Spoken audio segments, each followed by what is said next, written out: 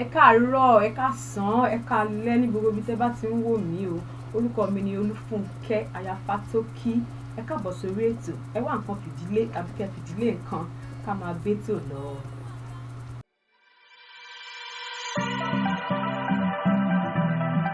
So I made a video a few months back introducing my tribe as the Yoruba tribe of Nigeria. So today I've come again with another Yoruba tags video. So in today's video, I'm going to be talking about some proverbs, some common proverbs in Yoruba land, and I'll be telling you the meaning, like the literal meaning and like the application to our lives. Okay, so let's get started already. Write them down. So I'm going to be looking down to my diary. Okay, the first one I have here says, "Ọwọ́ ọmọdé ò tó pẹpẹ, t'àgbàlagbà ọwọ́ kèrègbè." So pepe in Yoruba language is like a platform above the window, above the door, where people keep something, where people keep stuff, like on top of the window. If I can find picture, I will insert. So that's pepe. Ọwọ́ is hand, like hand, while ọmọdé is a child. Agba is like an elderly person. Keregbe means like a guard or like a guard. Yes. So like the literal meaning means the hand of a child cannot reach a platform, whereas the hand of an adult cannot go into a guard, which means there are some things that an elderly person may not be able to do, which he or she may need the help of a younger person to do, and also there are things that a younger person will not be able to do, which he or she will need an elderly person to put him through. So if your hand cannot reach the platform, you call an elderly person to help you reach it. And as an elderly person, if your hand cannot go into a guard, you call a kid, to dip his or hand into it to help you out, whatever you want to bring up. Okay, so that's just the meaning. We need each other to survive. Like you need me to survive, and I need you to survive. Okay. So the second one says, "Tọmọdé bá láṣọ bí àgbà, kò lè lákìsà bí àgbà." Aṣọ is clothes.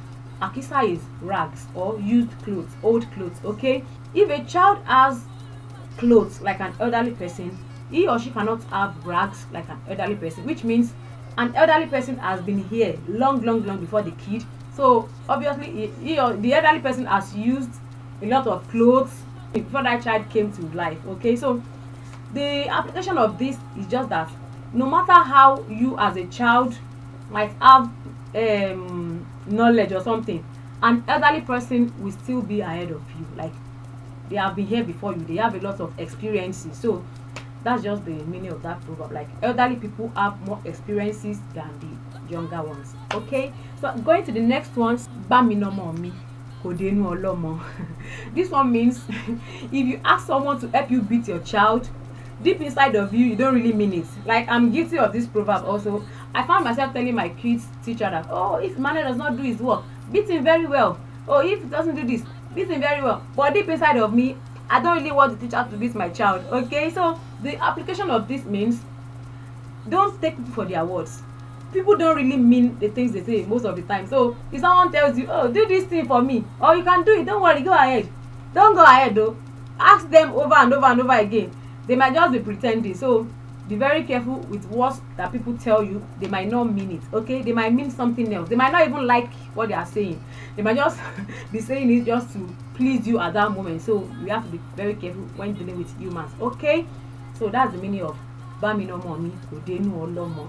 Okay, yeah, another one is Kafowo wewo lowo fi mo, which means if you want to wash your hands now, you cannot just be scrubbing only one hand and expect the other hand to be clean. Like it will even be difficult for you to like wash this hand alone and be clean. But if you rub the two palms together, it's gonna be easy for you to wash.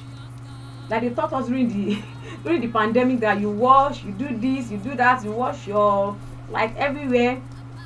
So means if we do it together, like if we are united, we get things done better. Like united we stand, divided we fall. Okay, so when we rub our palms together very well, it makes our hands to become clean. Okay, yeah.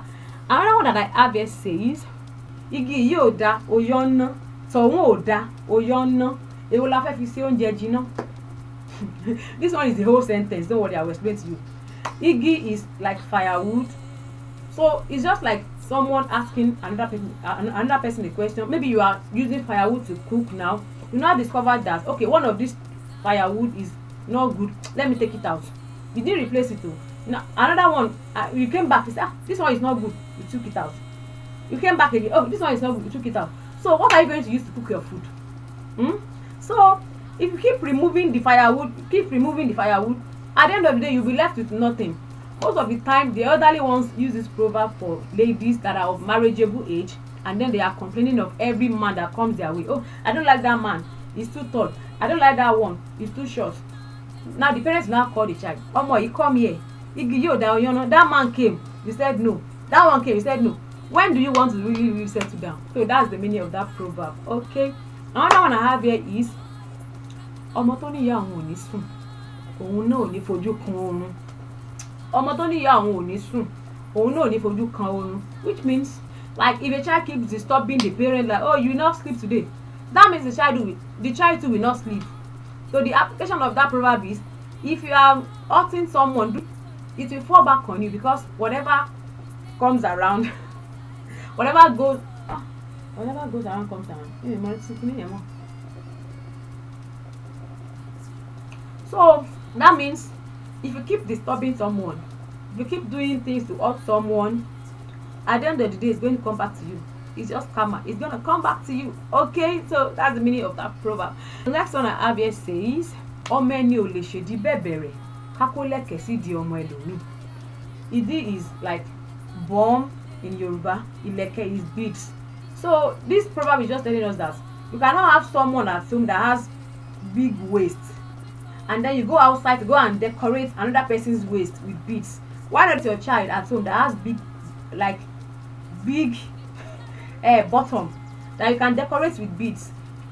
You don't need to go outside to go and, the application of this is just that make sure you are doing good to your household people before going out to go and do nice person, because some people are fond of going outside to do Santa Claus and then neglecting the people of their own household. So that's the meaning of that proverb.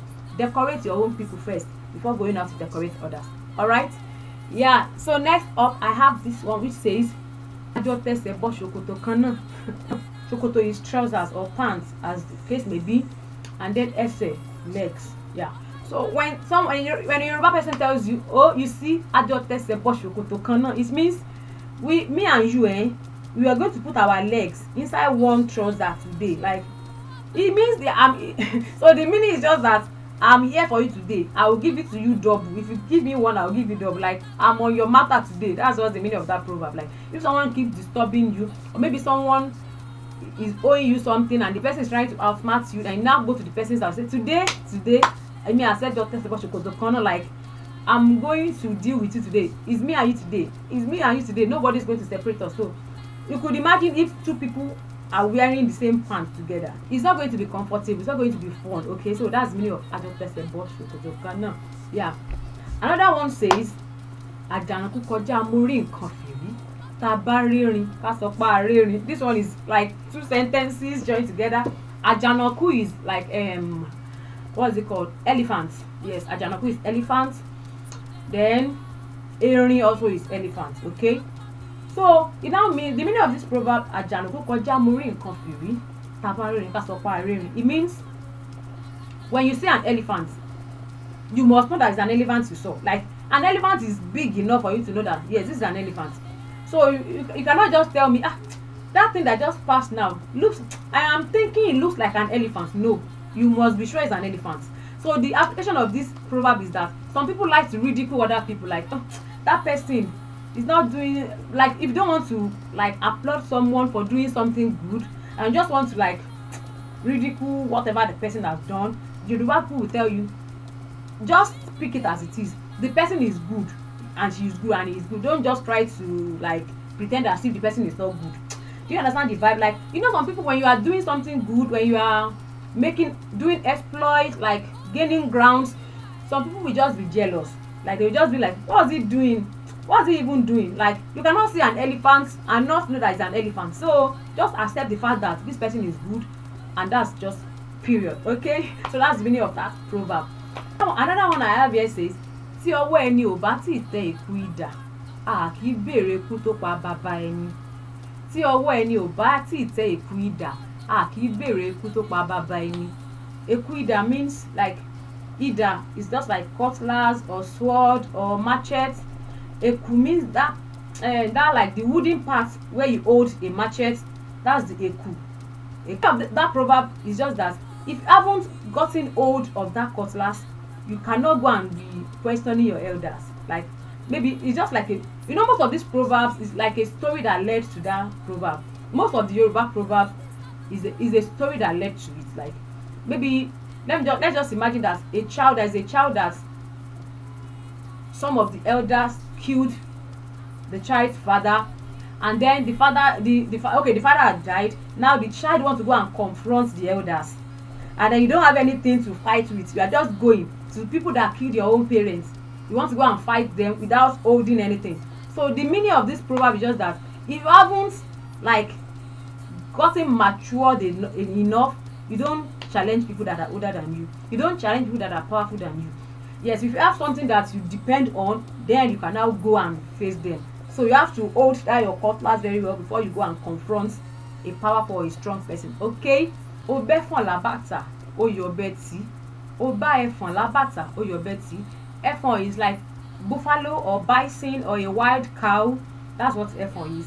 So abata is like a swampy area. Do you understand? So you now saw a bison, you saw a buffalo dead. You found a dead buffalo at the river bank, and then went to your house to go and bring knife to come and cut it. You don't even know. Do you think it's water that the buffalo drank before he died?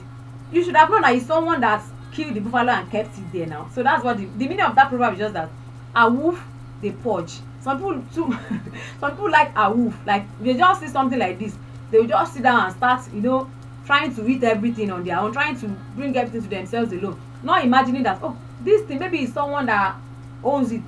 This thing maybe it was there for a reason. You don't even know how the thing got there, and then you went there to go and be slicing the meat and go. So a wolf they purge. That's just the meaning of that proverb. Okay, so guys, this is going to be the end of this video, and I want to see in the comment section if other people that are not Yoruba also have similar proverb in their in their tribe. I would like to know in the comment section. Even people that are from other African countries, if you also have similar proverbs, because I know Africans generally we have proverbs.